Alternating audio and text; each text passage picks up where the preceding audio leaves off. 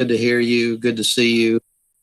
I'm glad you're still got your nose to the grindstone. One of the things I'm going to be posting later today is a video that has been prepared by some of the best stats high school folks in the country. In fact, two of them joined together and wrote our textbook. They are really, really experienced, and they have put together a video for top 10 tips for doing well on the stats exam. And they're going to walk you through the 10 most important things to make sure that you have covered. It's really valuable. I'll be honest, it's an hour long. So it's a something that it'll take you a while to get through, but it is really, really valuable. And I wouldn't wait till Thursday night to watch over it. I would try to watch it in the next few days and just have those things in the back of your mind as we finish up next week. And so I will post that later today. Those guys know what they're talking about. Heck, they probably wrote the questions you're going to be responding to this year. So I think it'll be very valuable to watch that video. And over the next few days, I'm sure there are other resources that the College Board will be posting. I'll make sure to forward that to you guys as well. Okay, so let's go ahead and get started. I forwarded you earlier today a couple of pages out of previous exams 2014 and 2015 that have some really good probability questions, and something we haven't talked about in several days, several weeks, honestly. So I thought now would be a good time for us to go through those. So if you have them, you're welcome to pull them up. I'll keep this on the screen, and here in a minute I'll switch over to the Elmo, and you'll still be able to see the question in front of you. But basically, you can, when you see this question, the first thing that should pop to your mind is, oh, this is a discrete probability question, because I have a table that describes, it looks like the number of ATMs in a mall and the probability. And the first thing you need to do, just to double check, is make sure that this thing, all these probabilities add up to 1. So there's 0.64, 0.85, and 1. So that they do add up to 1.0. So we know we have a valid probability model. So before we even look at the questions, we know we're all set up. Now, unless the first question is this a valid probability model, then that's probably not useful. And quite honestly, the only time you're likely to see an invalid probability model would be on a multiple choice test. So, because if it's invalid, there aren't very many questions they can ask going forward. So, but anyway, we need to check it, and it checks out okay. So the first question is, what is the probability that at least one ATM in the mall is working? And so at this point, this one's pretty straightforward. I see a couple of you jotting things down, so I'm encouraged by that. I think that's good news. So I'm going to just go ahead and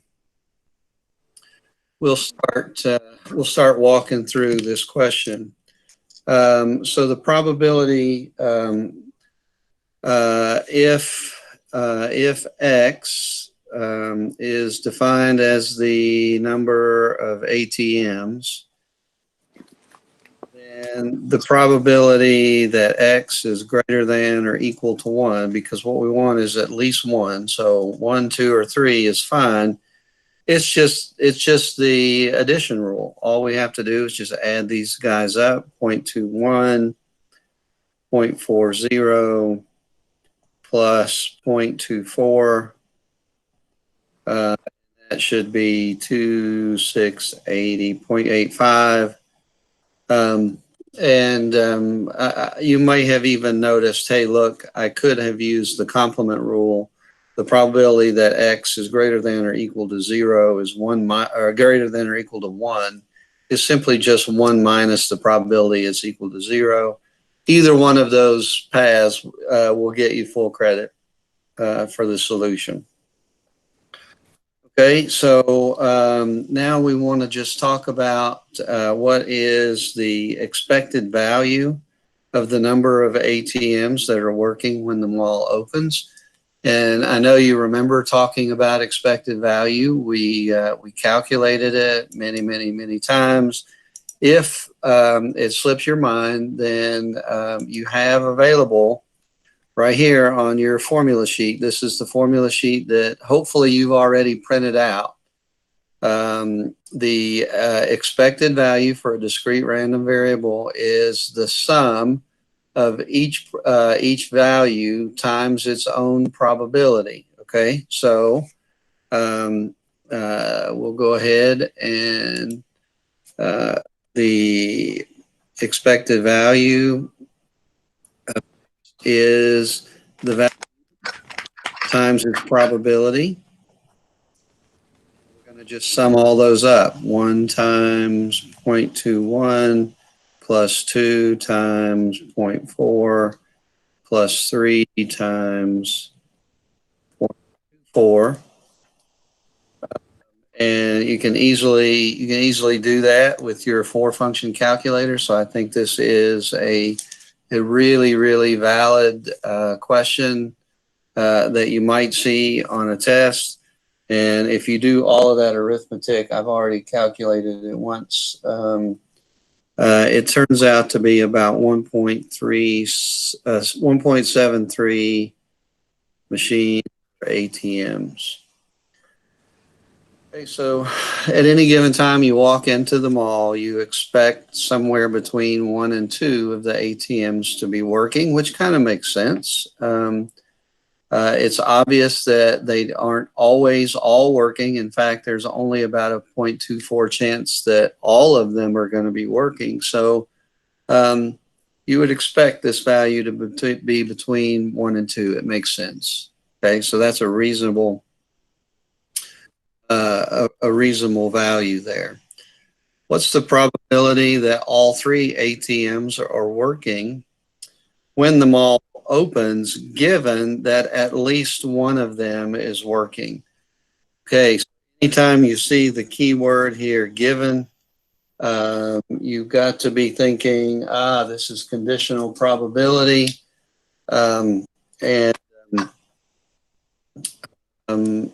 Again, if you don't remember, formula sheet will be your guide because it'll give you the formula for the conditional probability of A given B. Okay, and so the condition is that at least one of them is open. So the probability that all 3 would be the probability of A here. And given B is that at least one is what we're after here. So I'm just gonna move this one down here where there's a little more space. Let me clear that off there. So the probability of A given B is probability of A and B all over. Now this is the one I always I always make a mistake, so I'm going to make sure I get this right, and it's the probability of B. Okay. So the most important thing is to make sure that you get the formula transferred correctly. Okay. So now let's just look at what's in the numerator first. Condition A, or first thing we're looking at is the probability that all three are working. In other words, the probability that X equals 3.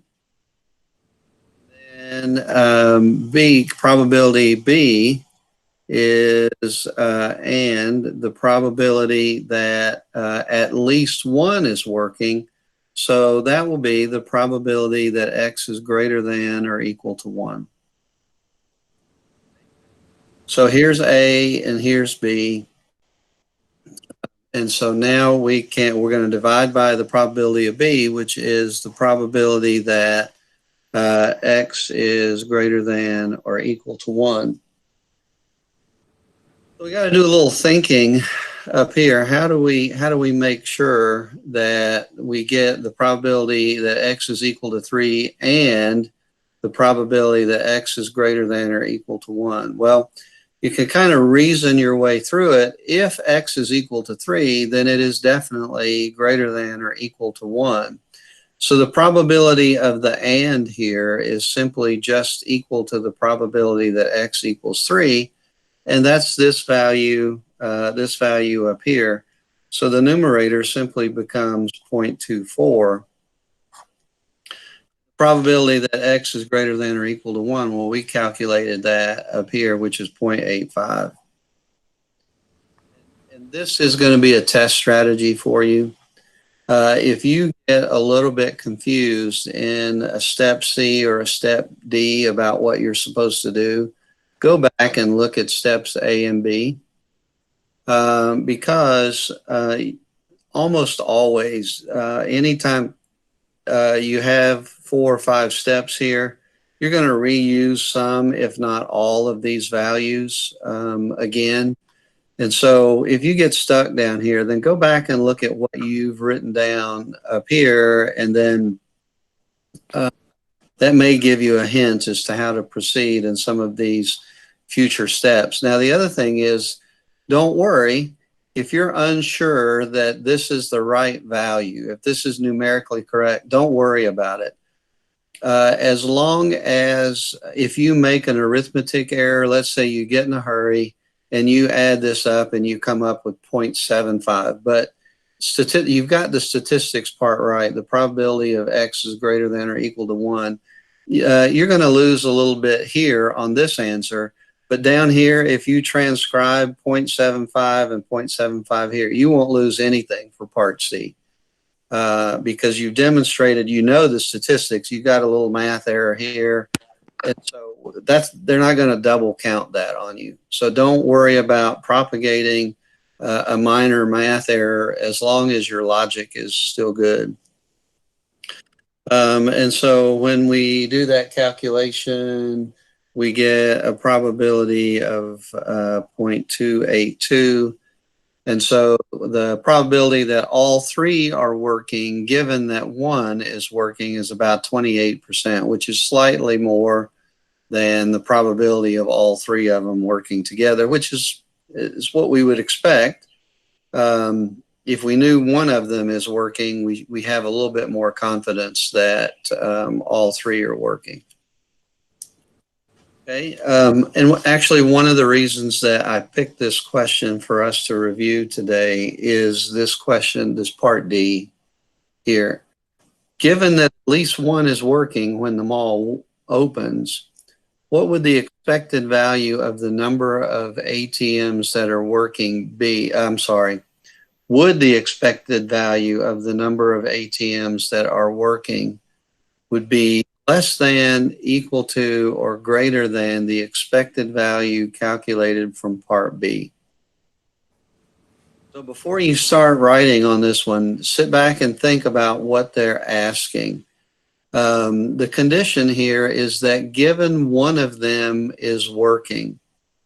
Okay, what that does is that makes you think about this probability here, because when you calculate the expected value, it contains an element of it contains what's the probability if none of them are working. And so your instinct might be to just say, oh, it's going to be the same because I've got the probability that 0 is here. But the question says, given one of them is working. So that means that the probability, this probability that none of them are working can't occur. So essentially for part B, you'll cross out this, possibility, because there is no possibility for 0 machines to be working. And then if I just take that out and then I look at my probability model, this is unbalanced now. This is not a valid probability model because these three no longer add up to 1. So what happens is I have to take this portion, this 0.15, and I have to distribute it among these other three options. And so your question is, okay, Barry, how do you distribute it? Well, that doesn't matter because the question here is a qualitative question. Is it less than, equal to, or greater than? Well, if I take this one away and I add, if I add 0.15 somewhere in here, then when I redo this calculation, I'm going to have 1 times a number greater than 0.1, 2 times a number greater than 0.4, and 3 times a number greater than 0.24. So this value has to get bigger. It has to get bigger. And so quantitatively, that's what this question is asking. And man, when I read this question, I thought, what a really, really good review for us to make us think about A, the validity of probability models, and B, what happens when I change something up with the original probability model. So the answer to this, and I'm not going to take time to write 2 or 3 sentences here because I'll provide you with I'll go ahead and fill this out and after we're done. But the answer here is going to be, it's going to be greater than the expected value from part B, essentially because this 0.15 has to be redistributed here, given one of them is already, is certainly working. So this condition can't occur, so this 0.15 has to go here. Where does it go? I don't know, and I really think if you do the arithmetic, it doesn't matter where you put it. But the bottom line is we're not asked to calculate it. We're just asked to give kind of a qualitative explanation. And so it is going to be, just for purposes of the video here, it's going to be greater than part B. And after we're done here, I'll formalize that a little bit better and give you a little bit more complete response there so you can have that to review. All right, any questions on that one? I love this question. This covers everything plus a little bit more that we talked about in discrete probability questions. A great question to read over the night before the test, just to get your juices going here. Okay, any questions? Okay, so the next one is a question from the 2014 exam. I'll put it up on the screen here so that we can read it a little bit better. Blow that up a little bit. And again, I love this question because it contains 2 different elements of just probability. One of them is calculating probability using our probability rules, and the other one is simulation. And simulation doesn't require Doesn't require a calculator with anything other than the 4 functions. So I think there is a reasonable chance you'll get a simulation question. So again, I think this is a great one for us to review. But let's go back and look at the question specifically. 9 sales reps, of them 6 were men, 3 were women, at a small company wanted to attend a national convention. There were only enough money in the travel budget to allow for 3 people to go. So the manager randomly selects 3 people. And it just turns out that all 3 were women. And this should bring up a reminder of a question we talked about in class. And we even did simulation for this question. It was the airline pilot question. About, I think it was 2 women and 5 men. I don't remember exactly, but it was a very similar thing.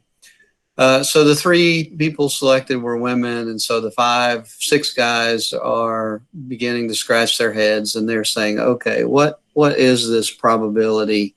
Something is fishy here. Is there some favoritism going on? So part A is simply just calculate the probability that if you select 3 people from a group of 6 men and 3 women, what's the probability that you'll get all 3 women? That's pretty straightforward calculation. And then we begin to ask this question, do we have reason to doubt? And so this will draw on our most recent experience about testing a claim. We'll be thinking about, okay, what is this value compared to some sort of significance test? And we won't make a formal significance claim, but we're going to take this result. We're going to kind of reason through that as if it were. And then part C is, okay, we could do a simulation rather than calculating the value precisely in part A. We could do a simulation. And here's the description of the simulation. We'll take 3 fair 6-sided dice. Each die will represent 1 person who goes to the convention. We'll assign 1, 2, 3, or 4 for a man. A 5 or a 6 will represent a woman. We'll roll the 3 dice 1,000 times, and then we'll count the proportion of times that selecting 3 women occurred. We've talked about these kinds of simulations many, many times. And so now the question is, does this proposed process match the selection process that's going on here or not? And so that's just in just the question.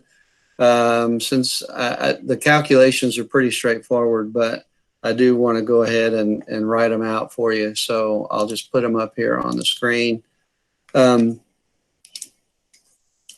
So the probability that we would get 3 women, the probability of 3 women, and this may even remind you of some Algebra 2 questions on probability. This is simply just a counting problem. So we're going to select 3 people, and when we go to select the first one, there are 9 people and 3 women. So the probability here is the probability that we'll get a woman here is 3/9. When we go to select the second person now, we're not going to choose this first person again, so there are only 8 left, and we can only choose 2 women, so it's 2 out of 8. And for the third person, there are 7 left, and there's only 1 woman left. And to that probability, calculate that probability, we're just going to multiply those together. Okay, and so let's just do that real quick here. 3 divided by 9 times 2 divided by 8 times 1 by 7. 3 divided by 9 times 2. Okay, and so that value is approximately equal to 0.0119, we'll say, okay, which is about a 1.2% chance. So now the bells should be ringing in your head. When I get a probability, this is essentially a p-value now. When I get a p-value this low, I have to ask myself the question, how likely is this to occur? And that's what question B is all about here. Is there reason to doubt the manager's claim? Remember, the key word here is claim. Anytime you see the word claim, you want to be thinking about testing against a particular value, and his claim is that they were selected at random. So this p-value is so low that there is evidence to suggest that that these 3 folks were not chosen at random. Now, are we saying that he did something wrong?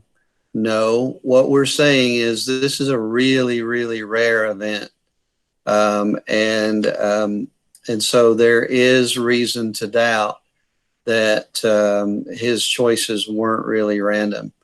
Could he have selected them at random? Absolutely. There's a 1.2% chance of this occurring. This is not 0, so it could happen. And anytime we deal with random events, anything happens. But man, it's really, really unlikely. And again, I'll go ahead after class. I'll take the time to write this down. And it's such small space. I don't want to do it while I'm talking here. So part C, we said, okay, rather than calculating this, we could do a simulation. In our simulation, I described to you earlier, we've got 3 dice. So the first thing we want to make sure of is that the probability of each event occurring represents the probability of our scenario. So what's the probability of a man? Here is going to be 4 over 6, and the probability of a woman will be 2 over 6. And so that kind of matches up, right? There are 3 out of 9 women, so that's 1/3. So there are 6 out of 9 men, so that's 2/3. So the simulation matches up in terms of probability. Or does it? Notice rolling dice. Rolling dice is one of the best examples, one of the prime examples of independent events. But what we have up here is not an independent event. Remember, we are selecting without replacement here. So after the first person is chosen, this probability no longer works. So the simulation would no longer represent the probabilities occurring for the second and third person. And so our answer here is no, this process does not correctly simulate the random selection of 3 women from a group of 9, because the selections are not independent. Once we know the result of the first choice, it gives us some information about the second. And then once we know something about the second, it gives us information about the third. So these choices are not independent. And so this reminds us that if we're going to do a simulation, our simulation has to work for every step in our scenario. And in this particular case, it works fine for the choice of the first person, but the second and third person are not represented by these probabilities. And again, I'll after we're done here, I will write this down a little bit more neatly, and I'll scan it in and send it to you so you'll have it for your review. Now, the good news is, yeah, I really lucked out here with this 2014 exam.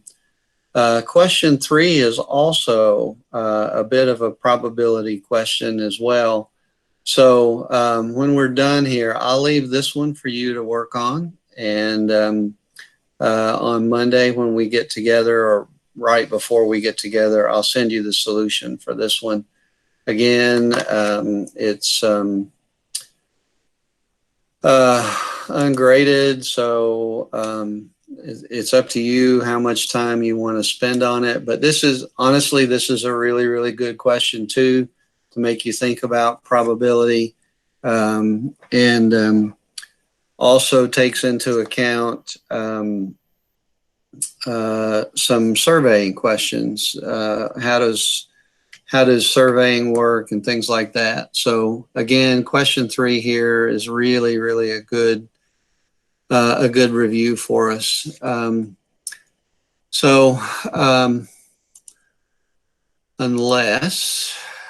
Unless we have questions, I'll call it a day for the day. Anybody got questions about anything, quite honestly?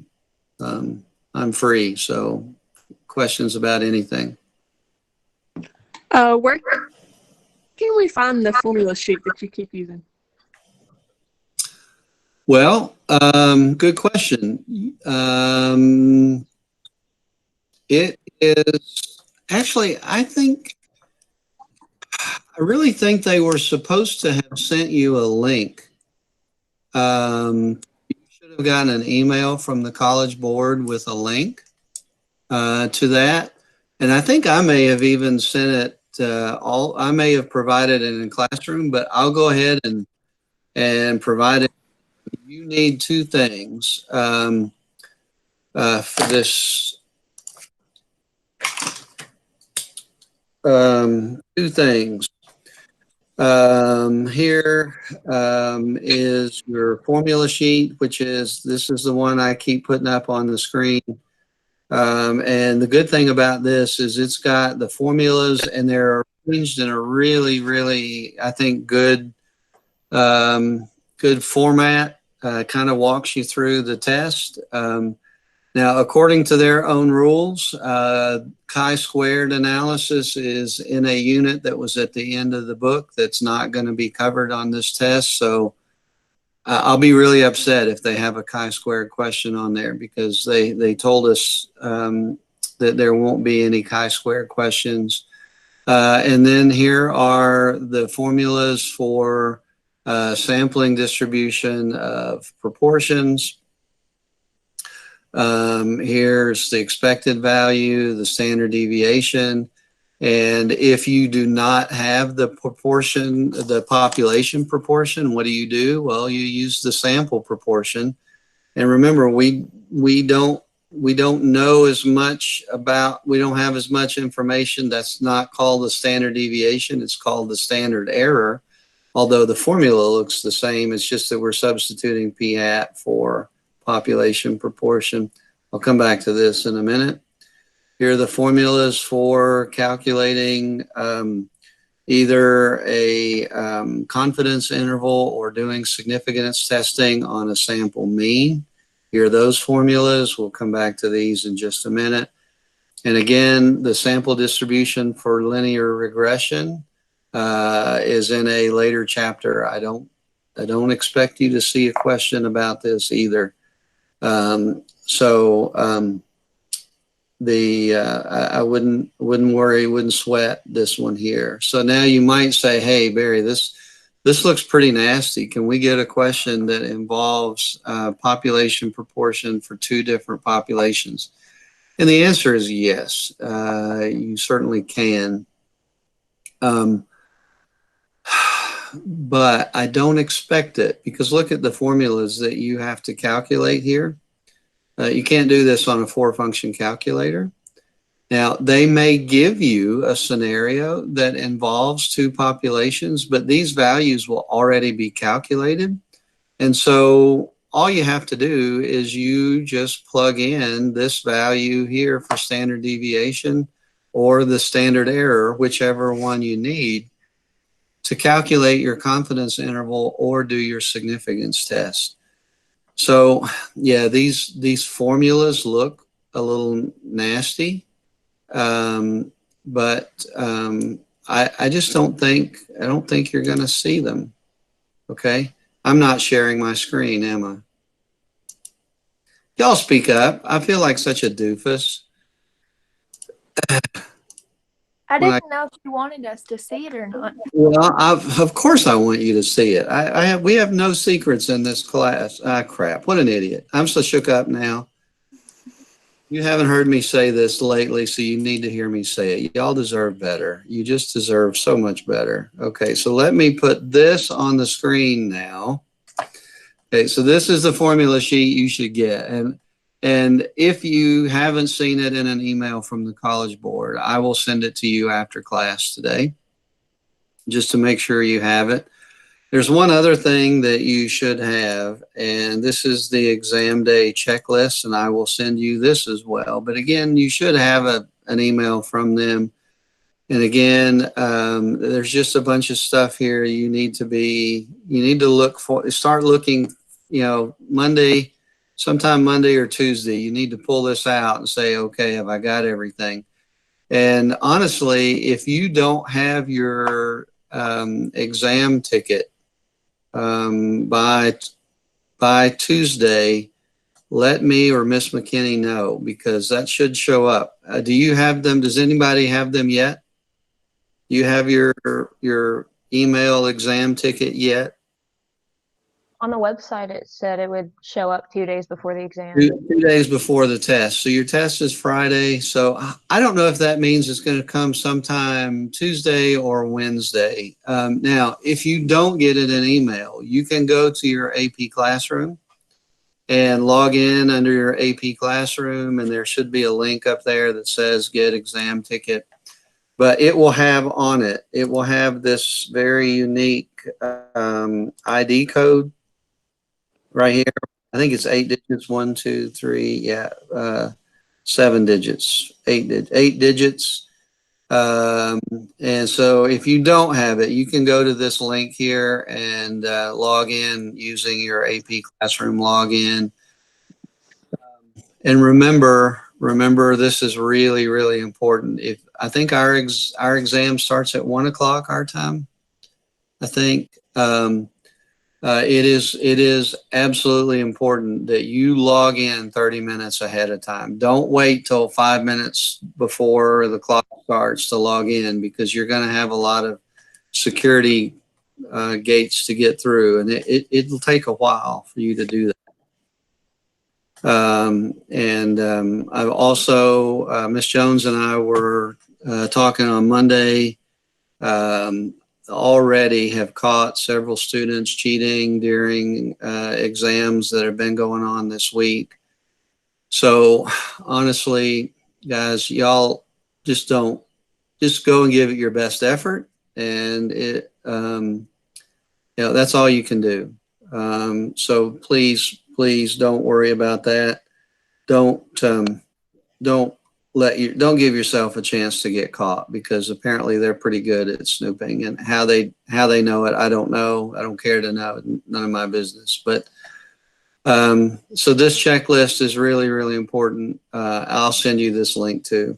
But your your formula sheet, you need to print that out. And if you don't have a printer at home, let me know. I will print it out and I'll mail it to you. But the other thing is, it has table A and table B. Table C is chi-squared, so I don't expect you'll need it, but you may need table D, the T distribution, in case you do a significance test or confidence interval for sample population mean.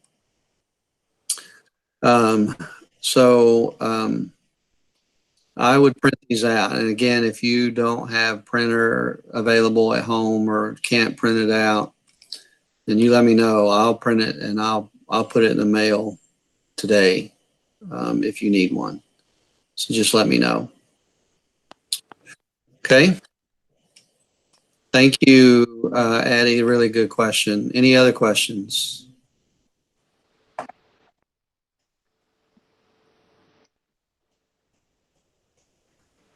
Alrighty. Well, we'll call it a day.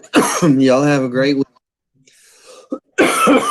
Again, my plan is for us to meet at least Monday, Tuesday, Wednesday of next week. We may take Thursday off, or we may do something fun on Thursday. I don't think cramming up to Thursday is a really good idea. But I encourage you to join in Monday, Tuesday, and Wednesday. Again, I'll be reviewing questions like this. And one of the things they told us teachers, the best way to help you get ready is to use old exam questions. And so everything we've talked about really for the last couple of weeks has been straight off an old exam, just to give you an idea of what's coming. Okay. All right, gang. We all have a great weekend. I will see you on Monday. Take care.